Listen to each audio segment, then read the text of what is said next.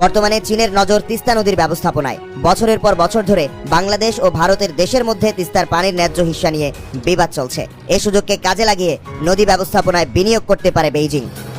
একই সঙ্গে লালমনিরহাটে চীনের বিমান ঘাঁটি তৈরির পেছনেও ষড়যন্ত্রের গন্ধ খুঁজছে ইন্ডিয়া.কম। প্রতিবেদনে দাবি করা হয়, দোকলাম ও অরুণাচল প্রদেশের মতো লালমনিরহাটে সামরিক ঘাঁটি তৈরির মাধ্যমে নয়াদিল্লিকে কৌশলগতভাবে চাপে রাখতে চাইছে বেইজিং।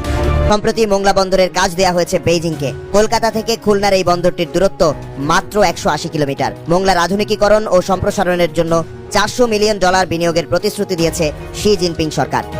ভারত মহাসাগরে চীনের মুক্তোর মালা, আর এতেই এক ঘরে নয়াদিল্লি।